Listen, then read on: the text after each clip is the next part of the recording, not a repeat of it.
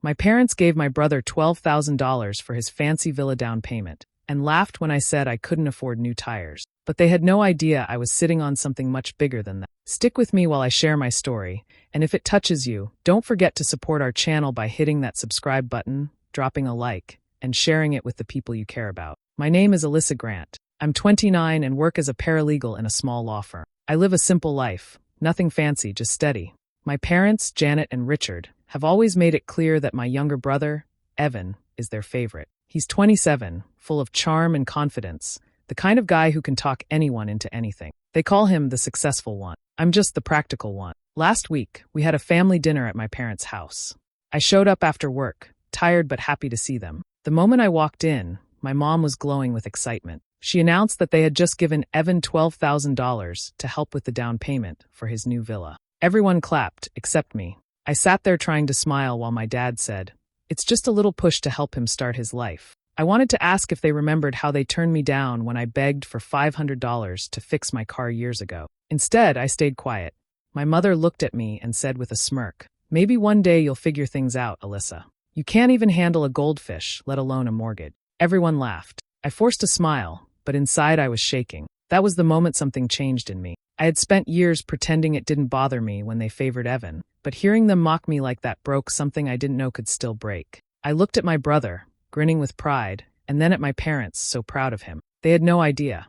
No idea that I wasn't struggling. No idea that I owned something worth far more than their precious villa. I kept my smile, nodded, and said, "That's great news, Mom." But inside, I was already planning my next move. After that dinner, I couldn't shake the feeling that my parents would never see me the way they saw Evan. On the drive home, I thought about all the times they had chosen him over me. When he turned 18, they surprised him with a brand new car wrapped in a red bow. When I turned 18, I got a used bicycle and a reminder to save up if you want nice things. I worked nights through college, juggling 2 part-time jobs while Evan dropped out after 1 semester and somehow still got praised for trying. Every memory felt like another small cut.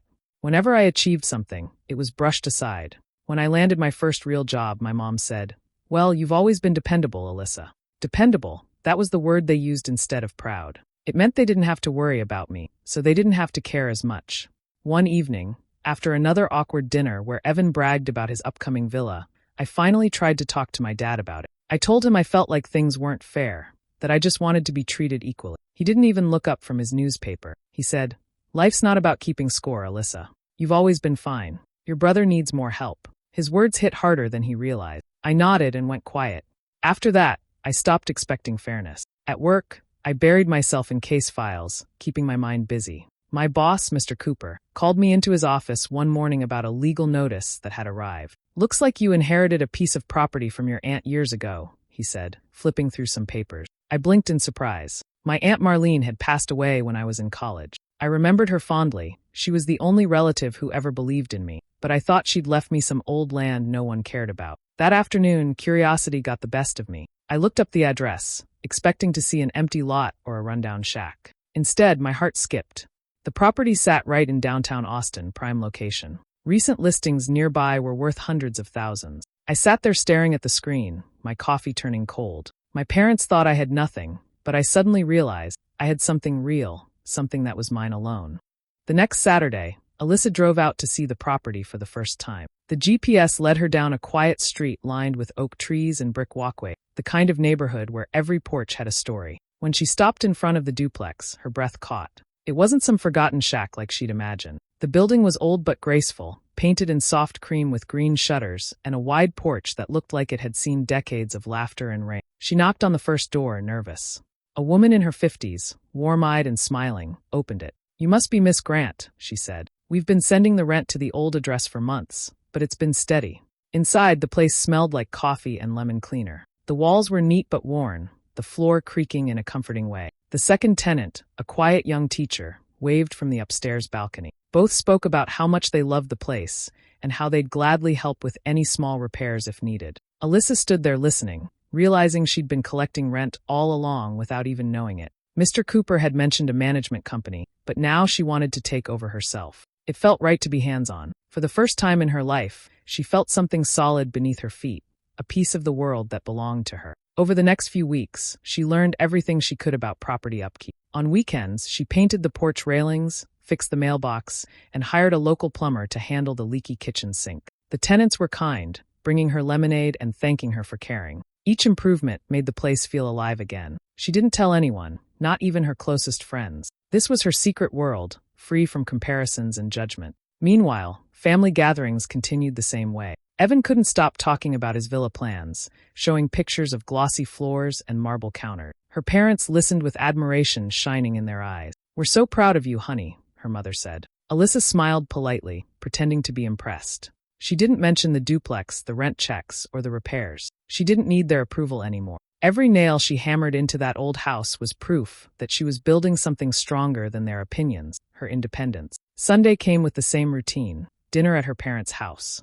Alyssa almost skipped it, but forced herself to go. The smell of roast chicken filled the kitchen, and Evan's voice carried from the dining room before she even took off her coat. He was in the middle of describing the layout of his future pool, waving his hands as if he already owned it. Their mother leaned in, eyes wide with pride, asking questions about the tiles and the deck. Her father poured wine, nodding like he was listening to a success story worth repeating. Alyssa sat down quietly, taking the seat farthest from her brother. She tried to focus on her plate, but every comment felt like a jab. Her mother turned to her, a teasing smile tugging at her mouth. "You're still in that little apartment, right, Alyssa? You really should think about buying someday. It's about time." Her father chuckled, shaking his head. "Maybe one day you'll figure it out, hun. You're smart, but you've got to take bigger steps." Evan laughed, adding, "You can come over and swim at my place once it's finished. Maybe that'll motivate you." The table filled with laughter. Alyssa's fork paused halfway to her mouth. She looked around, at their amused faces, at her brother's smug grin, and something inside her shifted. She set down her fork slowly and said in a calm voice, "Maybe I already have." The laughter stopped. Her mother blinked, confused. "What's that supposed to mean?" Alyssa met her eyes and smiled just slightly. "You'll see," she said, keeping her tone even. Her father smirked. "Sure, Alyssa. Maybe you'll win the lottery." Evan snorted, muttering something under his breath. She didn't argue. She just sat back, letting the silence grow heavier. For years, she had swallowed their remarks, telling herself it didn't matter. But in that moment, something final settled in her chest. She was done explaining herself to people who had already decided she would never measure up. When dinner ended, she kissed her mother's cheek, thanked her for the meal, and walked out into the cool night. The stars hung low over the street. Her breath came out slow and steady. She wasn't angry anymore, just certain. They could keep their jokes. She'd show them, not with words, but with proof they couldn't laugh away.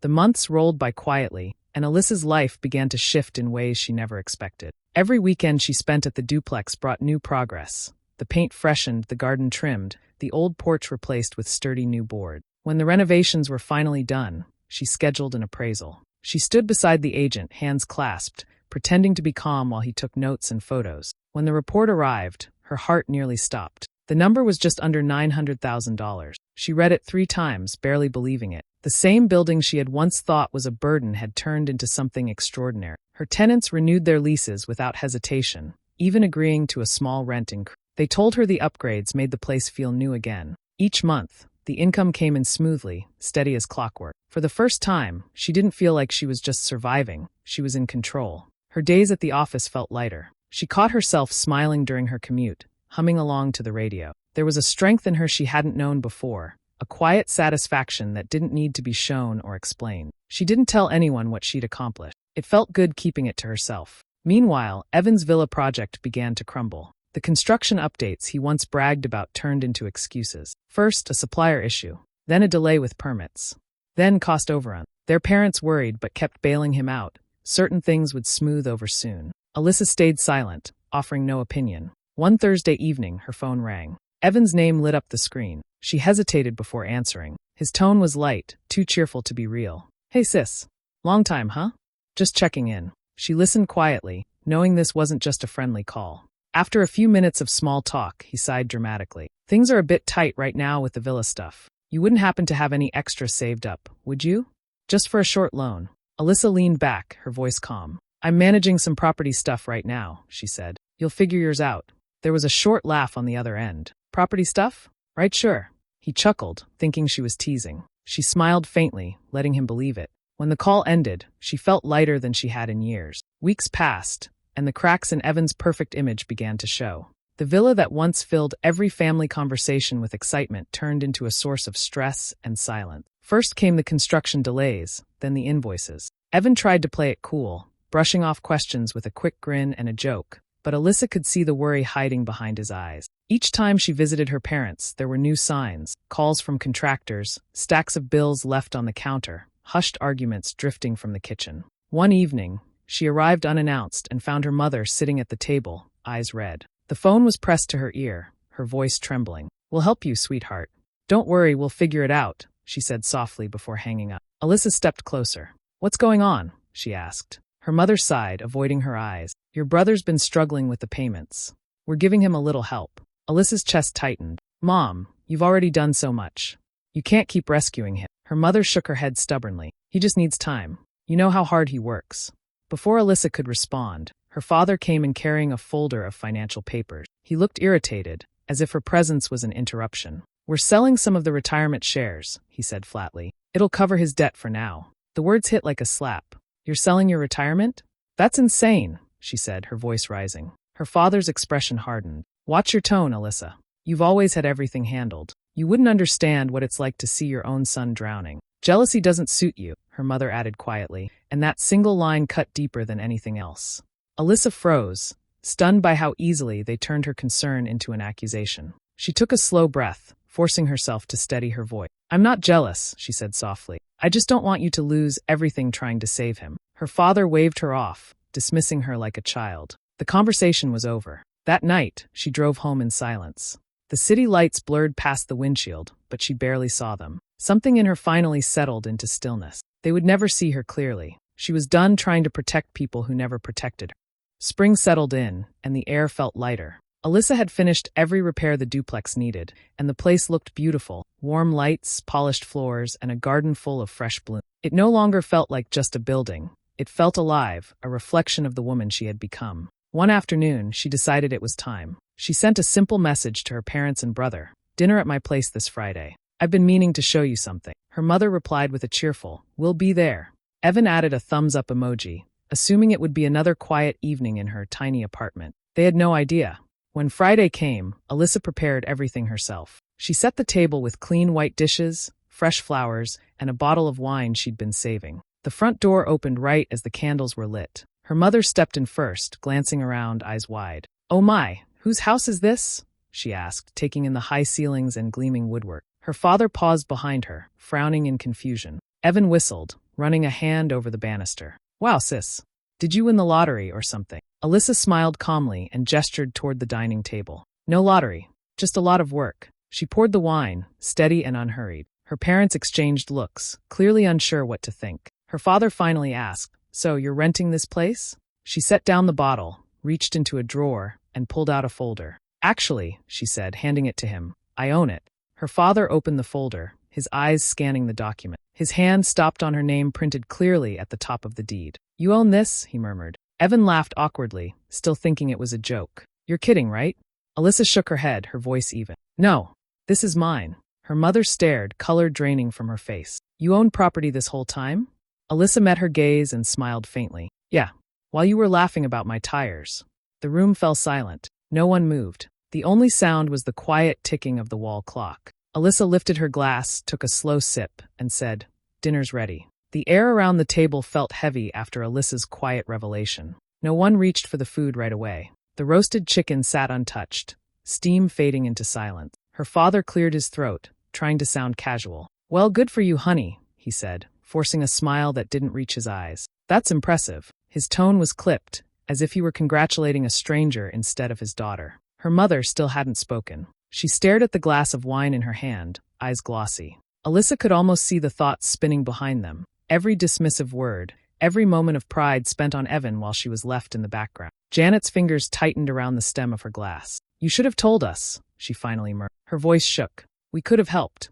Alyssa set her fork down carefully. "I didn't need help," she said softly. "That was kind of the point." Across the table, Evan leaned back in his chair, his jaw tight. "So what, you think you're better than us now?" His tone was sharp, his face red with embarrassment. He glanced at their parents, looking for agreement. "You're acting like this big secret makes you special." Alyssa met his glare, calm and unbothered. "No," she said, her voice steady. "I just stopped waiting for permission to be proud of myself." The words landed like a stone dropped into still water. No one replied. Her father's smile faded completely, replaced by something unreadable. Her mother looked down, the shame clear in her eyes. Evan pushed his chair back suddenly, muttering something under his breath about needing air. Alyssa continued eating as if nothing had happened, the quiet clicks of her silverware the only sound in the room. The awkward silence stretched until her father finally stood and said they should be going. They left in a rush, offering stiff goodbyes that didn't quite hide their discomfort. When the door closed, Alyssa exhaled slowly. The house was still warm,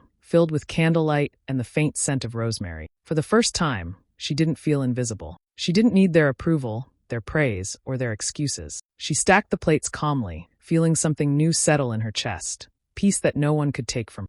Time moved on, and the quiet satisfaction of that evening never left Alyssa. Her life continued smoothly, while everything around her brother began to crumble. The grand villa that once filled every family conversation turned into a burden he couldn't carry. Construction stalled again, the market dipped, and buyers vanished. Evan tried to hold on, borrowing from friends, juggling loans, pretending he was still in control. But numbers didn't lie.